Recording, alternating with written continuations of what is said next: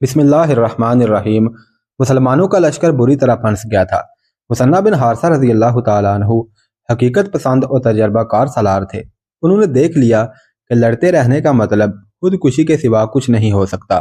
اب یہی کام بہت بڑا کارنامہ ہوگا کہ جو مجاہدین ابھی زندہ ہیں انہیں زندہ ہی اس میدان حشر سے نکال کر دریا کے پار لے جایا جائے اور مروہا چلا جائے۔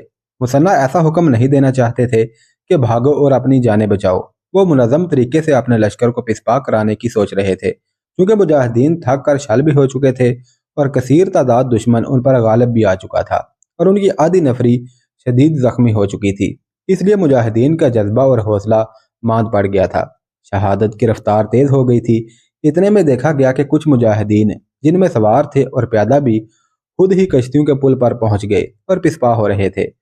ادھر مثنہ بن حارثہ نے اپنے قاصدوں سے کہا کہ لڑائی سے بچ کر سرداروں تک پہنچو اور انہیں میرا پیغام دو کہ اپنے آدمیوں کو کشتیوں کے پل سے پیچھے نکالو، لیکن بھگدڑ کی صورت میں نہیں۔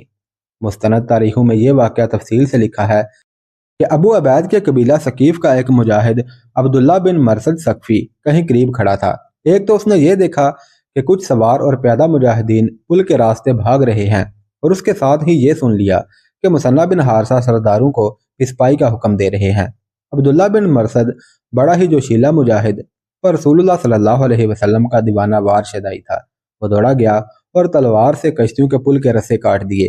پل کے اس سرے کی ابتدائی 5-6 کشتیاں پل سے الگ ہو گئیں۔ ابن مرثد مثنہ بن حارثہ نے غصے سے پوچھا، یہ کیا کیا تم نے؟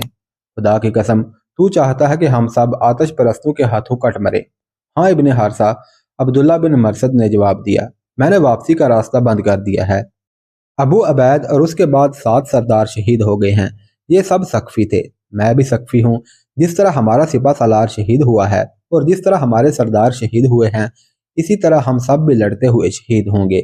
عبداللہ ثقفی گھوڑے پر سوار ہوا اور بڑی ہی بلند آواز سے اعلان کرنے لگا، عرب کے لوگوں، اللہ کے رسول کے اطاعت گزارو، اپنے سالاروں اور سرداروں کی طرح لڑتے ہوئے جانے دے دو، واپسی کا راستہ بند ہو چکا ہے۔ مجاہدین کا حوصلہ پہلے ہی ٹوٹ چکا تھا۔ انہوں نے جب دیکھا کہ پل توڑ دیا گیا ہے تو رہا سہا حوصلہ بھی نہ رہا۔ بعض دریا کی طرف دوڑے اور دریا میں کود گئے۔ دریا پورے جوش میں تھا۔ عرب کے ریگزار میں پل کر جوان ہونے والے مجاہدین تیرنا جانتے ہی نہیں تھے۔ وہ ڈبکیاں کھانے لگے اور 3-4 ڈوب گئے۔ مثنہ نے جب یہ بھگدڑ اور افراتفری کا عالم دیکھا تو ان پر گھبراہٹ طاری ہو گئی۔ وہ پریشان ہو گئے تھے۔ ان کی گھبراہٹ یہ تھی کہ لشکر نے پسپائی کا یہ راستہ اختیار کیا تو بہت سے لوگ ڈوب جائیں گے، اور جو تیرنے کی کوشش کریں گے انہیں فارسی تیر انداز دریا میں ہی ختم کر دیں گے۔ مثنہ نے اپنے اوسان خطا نہ ہونے دیے۔ ایسی صورتحال سے وہ پہلے کبھی دوچار نہیں ہوئے تھے۔ انہوں نے پرچم اپنے ہاتھ میں لے کر اونچا کیا۔ اس وقت لڑائی پل سے کچھ دور ہو رہی تھی۔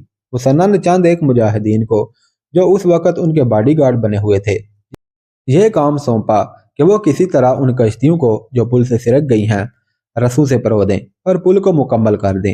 ایسی قیامت خیز صورتحال میں یہ کام ناممکن کی حد تک محال تھا، لیکن مجاہدین دریا میں اتر گئے۔ انہیں یہ سہولت مل گئی تھی کہ کنارے کے قریب دریا گہرا نہیں تھا۔ انہوں نے رسے سے الگ یا ڈھیلی ہو جانے والی کشتیوں کو پکڑ لیا اور کٹے ہوئے رسوں کو گانٹھے دے کر کشتیوں کو باندھ دیا۔ مجاہدوں، مثنہ نے خود اعلان کیا، دریا میں مت کودو، پل بن گیا ہے، میں دشمن کو روکے رکھوں گا، آرام سے پل پر سے گزر جاؤ۔ یہ اعلان تمام میدان جنگ میں پہنچایا گیا۔ مجاہدین سے کہا گیا کہ وہ بھاگے نہیں، لڑتے ہوئے پیچھے ہٹتے آئیں اور پل تک پہنچے۔ مثنہ بن حارثہ نے اپنے محافظ دستے کے مجاہدین اور چند اور مجاہدین کو اپنے ساتھ رکھا۔ کچھ تیر انداز بھی اپنے دائیں بائیں کھڑے کر دیے۔ مجاہدین میدان سے نکل کر پل پر آنے لگے۔ فارسی ان کے تعاقب میں آتے تھے تو مثنہ اور ان کے ساتھ کھڑے مجاہدین انہیں روک لیتے تھے۔ مسلمان تیر انداز انہیں تیروں کا نشانہ بناتے تھے۔ اس طرح پیچھے ہٹنے والے مجاہدین پل پر سے گزر جاتے تھے۔ مثنہ اور ان کے جانباز اور تیر انداز پل سے ذرا آگے دشمن سے لڑتے رہے اور مجاہدین دوڑ دوڑ کر پل سے گزرتے رہے۔ فارس کے تیر انداز پل پر جانے والے مجاہدین پر تیر چلاتے تھے، لیکن مسلمان تیر اندازوں نے تیروں کی بوچھاڑوں سے انہیں پیچھے ہٹا دیا۔ فارسیوں نے پل کا راستہ روکنے کی بہت کوشش کی، لیکن مثنہ اور ان کے جانباز جس قہر و غضب سے لڑ رہے تھے اس سے فارسی آگے نہیں آ سکتے تھے۔ مثنہ بن حارثہ نے پرچم بلند رکھا۔ اس دوران عبداللہ بن مرثد ثقفی آگے ہو کر جوش و خروش سے لڑ رہا تھا۔ اس کے جو ساتھی انتہائی خون ریز مارکے سے زندہ نکل آئے تھے انہوں نے بتایا کہ عبداللہ پسپائی کے حق میں نہیں تھا، وہ ایسے عتاب سے لڑ رہا تھا جیسے وہ پاگل ہو گیا ہو۔ اس کے سامنے جو آیا وہ ہلاک ہو گیا۔ ایک مسلمان اور ایک فارسی گھوڑ سوار ایک دوسرے سے الجھے ہوئے تھے، ان کی تلواریں ٹکرا رہی تھی۔ دونوں کے گھوڑے بڑی تیزی سے آگے پیچھے اور دائیں بائیں ہو رہے تھے۔ ایک گھوڑا پیچھے ہٹا، پیچھے عبداللہ ثقفی ایک فارسی فوجی کو گرا چکا تھا، گھوڑے کی طرف اس کی پیٹھ تھی۔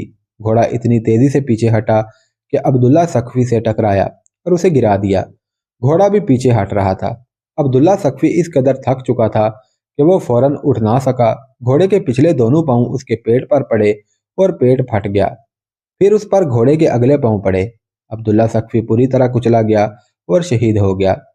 مجاہدین تیز دوڑتے ہوئے پل تک پہنچ رہے تھے۔ وہ ایک ایک دو دو کر کے آتے تھے۔ مثنیٰ اپنے مجاہدین کے ساتھ دشمن کا راستہ روکے کھڑے تھے اور غیر معمولی دلیری سے لڑ رہے تھے۔ انہیں بھاگنے نہ دو، یہ للکار بہمن جادویہ کی تھی۔ آگے ہو کر پل توڑ دو۔ فارسی پل تک پہنچنے کے لیے جانیں قربان کر رہے تھے، لیکن آگے مجاہدین قہر برساتی دیوار بنے ہوئے کھڑے تھے۔ ان کا جھنڈا گرانے کی کوشش کرو، یہ للکار جالینوس کی تھی۔ مسلمانوں کا پرچم مثنیٰ کے پاس کھڑے ایک مجاہد نے اٹھا رکھا تھا۔ مثنیٰ نے جالینوس کی للکار سنی اور پرچم مجاہد کے ہاتھ سے لے کر اپنے دونوں ہاتھوں میں پکڑا اور اونچا کر دیا۔ یہ علم نہیں گرے گا، مثنیٰ بن حارثہ نے نعرہ لگایا۔ بعد میں کسی فارسی نے برچھی پھینکی جو مثنیٰ کے پہلو میں بغل کے قریب لگی۔ برچھی کی انی تو جسم میں نہ گئی کیونکہ مثنیٰ نے کسی فارسی کی زرہ پہن رکھی تھی۔ یہ زنجیروں والی زرہ تھی جس سے صرف سینہ اور پیٹھ ڈھکی ہوئی تھی۔ برچھی سے زرہ کی ایک کڑی ٹوٹ گئی اور مثنیٰ کے جسم میں اتر گئی۔ یہ اچھا خاصا زخم تھا، مثنیٰ نے اس کی پرواہ نہ کی اور پرچم کو بلند رکھا۔ مثنیٰ بن حارثہ کے دائیں بائیں دو ایسے مجاہد تھے جنہوں نے جان کی بازی لگا رکھی تھی۔ انہوں نے دراصل مثنیٰ کو حفاظت میں لے رکھا تھا۔ ایک تھے سلیت بن قیس اور دوسرا ایک عیسائی ابو زبید الطائی تھا۔ یہ دونوں فارسیوں کو روکنے کے لیے ایسی بے جگری بلکہ دیوانگی سے لڑے کہ ابو زبید الطائی شدید زخمی ہو کر گر پڑا اور سلیت بن قیس شہید ہو گئے۔ آخر تمام زندہ مجاہدین پل سے گزر گئے۔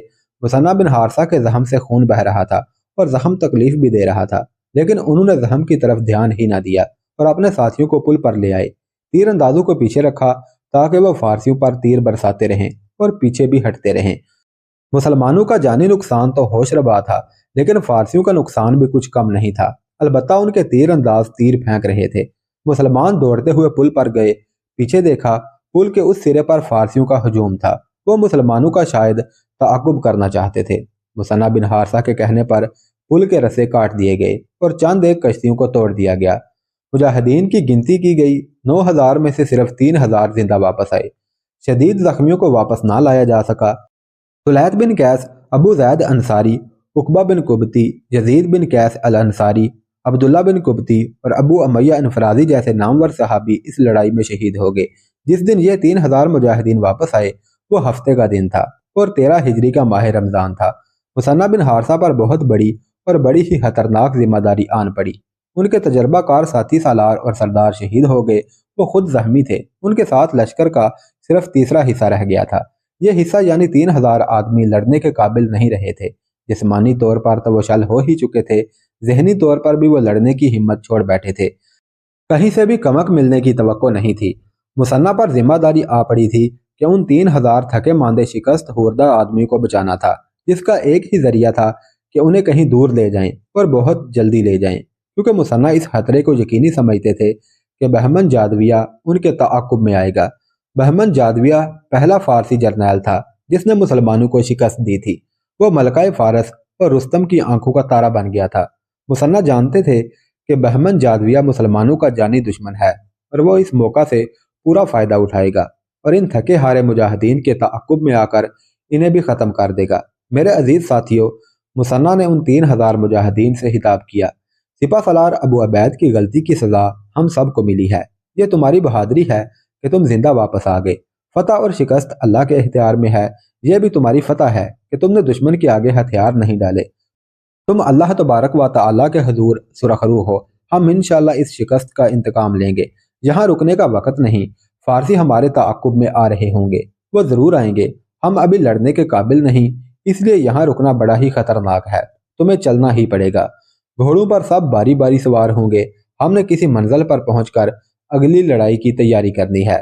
وہاں سے چلے تو ہیرا جا پہنچے، وہاں بھی مثنیٰ تعاقب کا خطرہ محسوس کر رہے تھے۔ وہاں انہوں نے مجاہدین کو آرام اور کھانے پینے کا وقت دیا اور اگلی صبح ہیرا سے کچھ دور جنوب کی طرف الیس کے مقام پر جا پہنچے۔ مثنیٰ نے اپنے نئے نائبین مقرر کر دیے جو پوری طرح تجربہ کار تو نہیں تھے لیکن اناڑی اور نو آموز بھی نہیں تھے۔ ان میں خوبی یہ پیدا ہو گئی تھی کہ ان کے دلوں میں انتقام کا بڑا ہی شدید جذبہ پیدا ہو گیا تھا۔ دن رات بیدار اور چوکنے رہو، مثنیٰ نے انہیں کہا۔ آتش پرست ہمارے تعاقب میں آ رہے ہوں گے، میں حیران ہوں کہ وہ ابھی تک آئے کیوں نہیں۔ مثنیٰ بن حارثہ کو یہ خطرہ پریشان کر رہا تھا کہ آتش پرست ان کے تعاقب میں آ رہے ہوں گے، لیکن آتش پرستوں کے سالار بہمن جادویہ کو تعاقب کی ہوش ہی نہیں رہی تھی۔ ہوا یوں تھا کہ جس وقت مثنیٰ اپنے بچے کچے مجاہدین کو واپسی کے لیے دریا پار کروا رہے تھے اور بہمن جادویہ اپنی فوج کو للکار رہا تھا کہ عربوں کا پرچم گرا دو، انہیں بھاگنے نہ دو، اس وقت مدائن سے اس کا ایک ذاتی جاسوس آیا اور اسے اطلاع دی کہ مدائن میں فوجی افسر اور شہری دو دھڑوں میں بٹ گئے ہیں اور اب اعلانیہ ایک دوسرے کی مخالفت کر رہے ہیں۔ یہ تو آپ کو معلوم ہے کہ ایک گروہ رستم کا حامی ہے اور دوسرا فیروزان کا، جاسوس نے کہا۔ فیروزان بھی آخر جرنیل ہے، اس کے گروہ کی تعداد زیادہ ہے۔ ملکہ فارس تو برائے نام ملکہ ہے، وہ پہلے ہی تمام اختیارات رستم کے حوالے کر چکی ہے۔ قرآن ہے تو ملکہ، بہمن جادویہ نے کہا، لیکن عملاً رستم کی داشتہ ہے۔ جالینوس، بہمن جادویہ نے کہا، زیادہ سے زیادہ دستے اکٹھے کرو اور میرے ساتھ مدائن چلو، مجھے خانہ جنگی کا خطرہ صاف نظر آ رہا ہے۔ ادھر ہم نے عربوں کو کچلنا شروع کر دیا ہے اور ادھر خانہ جنگی کی تیاریاں ہو رہی ہیں۔ اس کا نتیجہ اس کے سوا کیا ہوگا کہ عرب ہمیں کچل کر رکھ دیں گے۔ یہ قرآن کے حسن کا جادو ہے، جالینوس نے کہا۔ اسے شاہی خاندان کے کسی آدمی کے ساتھ شادی کر لینی چاہیے تھی، پھر رستم اس کے اتنا قریب نہ ہو سکتا۔ چلو چل کر دیکھتے ہیں وہاں کیا ہو رہا ہے، بہمن جادویہ نے کہا۔ ادھر اتنا موٹا شکار میرے ہاتھ سے نکل گیا ہے، میں ان مسلمانوں کا تعاقب کر کے انہیں ختم کرنا چاہتا تھا، وہ میرے ہاتھ سے نکل گئے ہیں۔ اس کے ساتھ جابان نام کا ایک اور جرنیل بھی تھا، اس جرنیل کا پہلے بھی ذکر آ چکا ہے۔ نمارک کی لڑائی میں اس نے ابو عبید سے شکست کھائی اور پکڑا گیا تھا۔ پکڑنے والا کوئی عام مجاہد تھا جسے معلوم نہیں تھا کہ وہ جرنیل ہے۔ جابان نے اس مجاہد کو یہ جھانسا دیا کہ وہ سپاہی ہے، اسے پکڑ کر وہ کیا کرے گا۔ جابان نے اسے اپنی رہائی کے لیے بڑا ہی قیمتی معاوضہ پیش کیا۔ مجاہد نے وعدہ کیا کہ وہ اسے اس معاوضہ پر رہا کر دے گا۔ کسی اور مجاہد نے اسے پہچان لیا اور یہ معاملہ سپہ سالار ابو عبید تک گیا کہ یہ فارسی جرنیل ہے، اسے رہا نہیں کرنا چاہیے۔ ابو عبید کو جب یہ بتایا گیا کہ ایک مجاہد جابان سے وعدہ کر چکا ہے کہ وہ اسے رہا کر دے گا، تو ابو عبید نے فیصلہ کیا کہ ایک مسلمان اس سے وعدہ کر چکا ہے، اس لیے اسلامی دستور کے مطابق اسے رہا کیا جائے۔ چنانچہ جابان نے اس مجاہد کو معاوضہ دیا اور رہا ہو گیا۔ اب وہی جابان بہمن جادویہ کے ساتھ اس لڑائی میں شامل تھا۔ بہمن جادویہ نے اسے بلا کر مدائن کی صورتحال سے آگاہ کیا اور بتایا کہ جالینوس اور وہ مدائن جا رہے ہیں، تم چاہو تو مسلمانوں کے تعاقب میں جا سکتے ہو۔ بہمن جادویہ نے کہا، ہم تمہارے پاس بہت تھوڑی فوج چھوڑ کر جا رہے ہیں، عربوں کی جو نفری یہاں سے نکلی ہے وہ تو اور زیادہ تھوڑی ہے۔ جابان نے کہا، تم چلے جاؤ، میں عربوں کے پیچھے جاتا ہوں، ان کا ایک بھی آدمی زندہ نہیں چھوڑوں گا۔ تاریخوں میں آیا ہے کہ بہمن جادویہ اور جالینوس فوج کے زیادہ تر دستے اپنے ساتھ مدائن لے گئے اور کچھ دستے جابان کو دے گئے۔ جابان مثنیٰ بن حارثہ کے تعاقب میں ایک دن اور ایک رات کے بعد روانہ ہوا۔ یہ وقت کشتیوں کا پل بنانے میں صرف ہو گیا تھا۔ اتنے میں مثنیٰ اپنے لشکر کے ساتھ دور نکل گئے تھے۔ پھر وہ الیس جا پہنچے۔ الیس پہلے ہی مسلمانوں کے فتح کیے ہوئے علاقوں میں شامل تھا۔ وہاں کے دو سرداروں نے مثنیٰ کو بتایا کہ مدائن میں کیا صورتحال پیدا ہو گئی ہے، اور یہ بھی کہ بہمن جادویہ اور جالینوس فوج لے کر مدائن چلے گئے ہیں۔ الیس کے امراء مسلمانوں سے متاثر تھے اور انہیں یہ بھی پتہ چل گیا تھا کہ اندرونی گروہ بندی، منافرت اور مسلمانوں کی پے در پے فتوحات کی وجہ سے سلطنت فارس کا زوال شروع ہو چکا ہے۔ ان حالات کو دیکھتے ہوئے الیس کے امراء اور دیگر سرکردہ لوگ مسلمانوں کے وفادار ہو گئے تھے۔ ایک روز الیس کے ہی ایک آدمی نے مثنیٰ کو اطلاع دی کہ مدائن کی فوج آ رہی ہے۔ یہ جابان کے دستے تھے۔ قبل از وقت اطلاع مل جانے سے مثنیٰ نے یہ فائدہ اٹھایا کہ اپنے مجاہدین کو تیار کر کے اس راستے کے دونوں طرف پھیلا دیا جس راستے سے جابان کی فوج آ رہی تھی۔ مورخ لکھتے ہیں کہ الیس کے کئی لوگ مجاہدین سے جا ملے تھے۔ جابان بڑھتا آیا اور پھندے میں آ گیا۔ اس کے دستوں پر دونوں طرف سے حملہ ہو گیا۔ مجاہدین نے اپنی شکست کا انتقام یوں لیا کہ کسی ایک بھی فارسی کو زندہ نہ چھوڑا۔ جابان کو زندہ پکڑ کر مثنیٰ بن حارثہ کے سامنے پیش کیا گیا۔ مجھے یاد ہے جابان، مثنیٰ نے کہا، نمارک میں تم ہمارے ایک سادہ لو مجاہد کو دھوکہ دے کر رہا ہو گئے تھے، اب نہیں۔ مثنیٰ کے اشارے پر جابان کا سر تن سے جدا کر دیا گیا۔ مدائن میں ایک اور ڈرامے کا پردہ اٹھ رہا تھا۔ مدینہ میں حضرت عمر رضی اللہ تعالیٰ عنہ مسجد میں داخل ہونے لگے تو ان کی نظر ایک آدمی پر پڑی جو سر جھکائے ہوئے مسجد کی طرف آ رہا تھا۔ محمد حسنین ہیکل اور بلادری نے اس کا نام عبداللہ بن زید لکھا ہے۔ حضرت عمر رک گئے۔ ابن زید حضرت عمر نے عبداللہ سے پوچھا، کیا تم مثنیٰ کے ساتھ عراق نہیں گئے تھے؟ تمہاری حالت بتاتی ہے کہ تم محاذ سے آ رہے ہو، کیا خبر لائے ہو؟ عبداللہ بن زید قریب آ کر کھڑا ہو گیا اور اس کی آنکھوں سے آنسو جاری ہو گئے۔ وہ ان آدمیوں میں سے تھا جو مروہا کی لڑائی سے بھاگ کر مدینہ پہنچ گئے تھے۔ عبداللہ نے حضرت عمر کو سارا حال سنایا کہ ابو عبید کی غلطی سے کس طرح اپنا لشکر فارسیوں کے ہاتھوں کٹ گیا ہے۔ حضرت عمر مسجد کے دروازے پر یوں کھڑے رہے جیسے ان پر سکتہ طاری ہو گیا ہو۔ عبداللہ بن زید کھڑا کانپ رہا تھا۔ حضرت عمر جیسے سخت مزاج اور جلالی خلیفہ کا رد عمل نہ جانے کیا ہوگا۔ ابو عبید کے غلط فیصلے سے جس لڑائی میں مسلمانوں کو بری طرح پسپا ہونا پڑا تھا اور جس میں 9000 مجاہدین میں سے صرف 3000 رہ گئے تھے، اسے تاریخ میں مارکہ جسر لکھا گیا ہے۔ مثنیٰ بن حارثہ نہ ہوتے تو 3000 بھی زندہ واپس نہ آ سکتے تھے۔ اب ہم جسر کے میدان جنگ میں واپس چلتے ہیں، جہاں لاشوں کے انبار پڑے تھے۔ خون سے زمین لال ہو گئی تھی، چھوٹے بڑے کھڈ لاشوں سے بھر گئے تھے۔ عربی اور عجمی کی پہچان ختم ہو گئی تھی۔ مرے ہوئے گھوڑوں کے نیچے آدمی دبے ہوئے تھے، گھوڑوں کے اوپر لاشیں پڑی تھی۔ زخمی گھوڑے بے لگام دوڑتے اور گرتے پھر رہے تھے۔ کٹی ہوئی سونڈوں والے ہاتھی خون بہہ جانے سے آخری سانسیں لے رہے تھے۔ سفید ہاتھی جس نے ابو عبید اور ان کے 7 ساتھیوں کو پاؤں تلے کچل کر مار ڈالا تھا، دریا کے کنارے مرا پڑا تھا۔ سونڈ کٹنے کے علاوہ اس کے جسم پر اور بھی بہت سے زخم تھے جن کے راستے اس کا جسم خون سے خالی ہو گیا تھا۔ وہ شاید دریا پر پانی پینے گیا تھا لیکن وہاں پہنچتے ہی مر گیا۔ ان لاشوں میں زندہ فارسی اور عربی بھی گرے پڑے تھے۔ جو شدید زخمی تھے ان میں سے بعض اٹھنے کی کوشش کر رہے تھے۔ وہ اٹھتے تھے، لڑکھڑاتے تھے اور گر پڑتے تھے، اپنے آپ کو پیٹ کے بل گھسیٹتے تھے، اور ان میں بیشتر ایسے تھے جو بے ہوش پڑے تھے اور آہستہ آہستہ مر رہے تھے۔ مسلمان اپنے رفیقوں کی لاشیں یوں میدان میں پڑی رہنے نہیں دیا کرتے تھے۔ زخمی رفیقوں کو میدان جنگ سے اٹھا لانے پر تو مجاہدین اپنی جانیں قربان کر دیا کرتے تھے، لیکن مارکہ جسر کے زخمیوں اور شہیدوں کو پیچھے لانے کی کسی کو مہلت ہی کہاں ملی تھی۔ انہوں نے بڑی مشکل سے اپنی جانیں بچائیں اور دریا پار کر کے آئے تھے۔ فارسی بھی اپنے زخمی نہیں اٹھا سکے تھے۔ لاشیں اٹھانے کا تو ان کے یہاں رواج ہی نہیں تھا۔ ان کے فوجی تنخواہ پانے والے ملازم تھے۔ فارس ایک بادشاہی تھی۔ فوج کے ساتھ شاہی خاندان کا سلوک ویسا ہی ہوتا تھا جیسا ذاتی ملازموں کے ساتھ ہوتا ہے۔ ان کی نگاہ میں ایک گھوڑے اور ایک انسان کا مر جانا برابر تھا۔ فارس کی فوج اپنے تڑپتے ہوئے زخمیوں کو اس لیے بھی نہ اٹھا سکی کہ بہمن جادویہ اور جالینوس فوج کے بیشتر دستوں کو اپنے ساتھ مدائن لے گئے تھے، کیونکہ مدائن میں چوٹی کے 2 جرنیلوں رستم اور فیروزان کے مابین شدید اختلافات پیدا ہو گئے تھے اور فوج 2 حصوں میں بٹ گئی تھی اور وہاں خانہ جنگی کا خطرہ پیدا ہو گیا تھا۔ بہمن جادویہ اپنے ایک جرنیل جابان کو تھوڑی سی فوج دے گیا تھا اور جابان مسلمانوں کے تعاقب میں چلا گیا تھا، اس لیے فارسی فوج کے زخمیوں کو اٹھانے والا کوئی نہ رہا۔